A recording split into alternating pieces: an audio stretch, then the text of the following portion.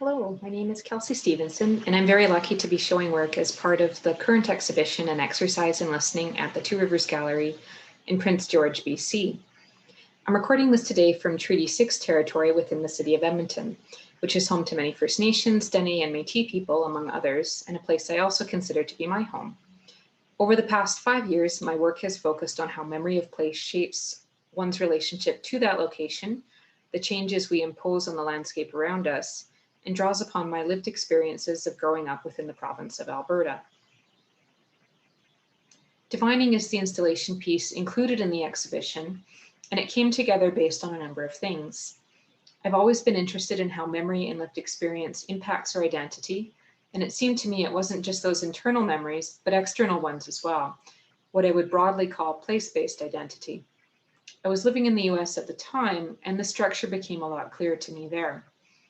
I found myself thinking of Alberta with a different perspective. Some of the invisible structures that impact our identity based on country and culture were made clearer. During that time abroad, I was flying much more to and from Edmonton.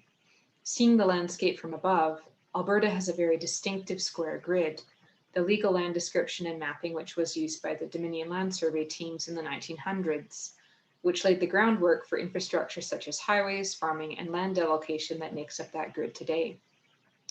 I kept looking at that manifestation of changes created by humans and thinking about the visuals of the Badlands and river systems seen from above as well.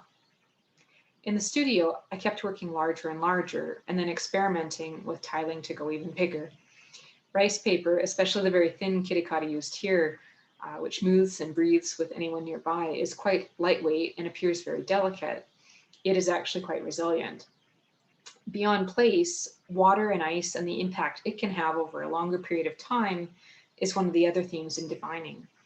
Water is an invisible presence in the work, as on the wall the pages are dry, but everything in the installation has been shaped or touched by water in some way during the process, from photos of 𝘓𝘪𝘴𝘦 and the digital collage layer to working wet on wet with ink. Water will slowly shape place over a number of years. We may not see it change, not unless there's an event like a flood, but traces always remain. Growing up, I was familiar with the way the landscape I lived in had once been covered in over a mile of glacial ice. Many Alberta landforms can be traced back to the last ice age, to gravel deposits, glacial erratics, and moraines left behind as the ice sheets melted. Looking at the installation, you get the sense of looking at an aerial view of the landscape after water has passed through, erosion seen over time. You can see the rivers and other elements that are at work there. Even the paper grid starts to resemble the legal land surveying that was used for mapping. Divining started to take shape with all of these ideas coming together, and in wanting to create a unique space that had been transformed within the gallery. I wanted to create work that was not simply a visual on the wall, but something that conveyed that experience as well, something immersive, where one could feel like they were going up to and then into the installation. The material qualities of the paper invite touch or convey a tactile feeling, and while not included in the Two Rivers installation, I was able to collaborate with composer Alex Gray to create an audio track in other locations. I've included a link at the end to his composition.